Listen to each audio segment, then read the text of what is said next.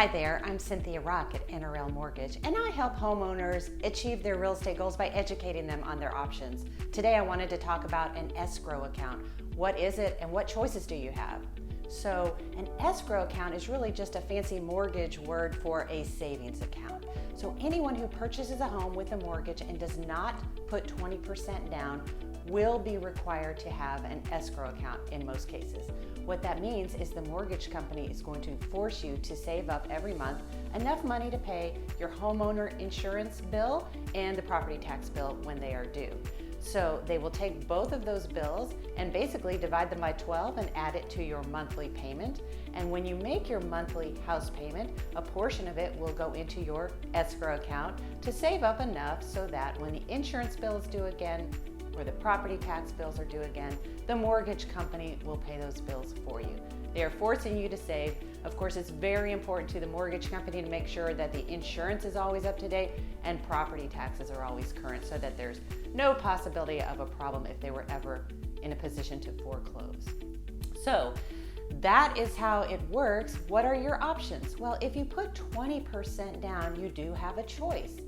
If you decide that you would prefer to pay your own insurance and taxes every year when those bills are due, we call it waiving your escrow account. You waive escrows. That means at closing, we will still collect enough to pay for an insurance policy for the first year. It's still really important that your home is insured against fire or any other kind of damage on day one. But after that, it'll be up to you to save up enough to pay that insurance bill next year when it's due again. Same thing with the property taxes. They'll still collect the portion that the seller owes you from the beginning of the year until the closing day. But after that, you'll be responsible for saving, and when that property tax bill is due in December or January of each year, you will write that check directly to the tax authorities. So what are the pluses and minuses if you have the choice? Well, if you decide to keep your escrow account, so keep the insurance and taxes built into your monthly payment, that's really the safest way to go. You know, plug and play, no worry, no stress. Those bills are going to get paid and you won't have to be concerned about it.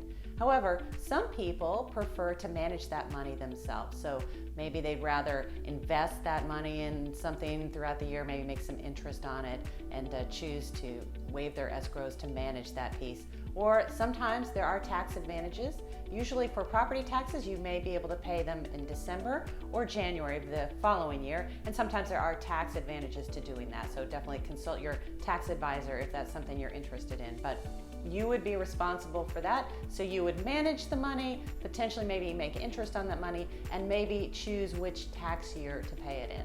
So if you would rather just not worry about it, just let it go. If you'd rather manage that more closely, then certainly waive the escrows. One thing to consider when you do waive escrows, typically there is a small charge to waive escrows, an escrow waiver fee.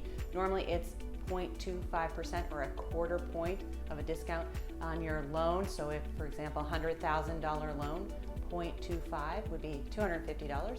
Sometimes you can have the choice of just paying that fee or maybe having a slightly higher interest rate, but check with your loan officer at the time. If you have any questions about escrow accounts and your options to waive them, please feel free to give me or my team a call at any time. Thanks.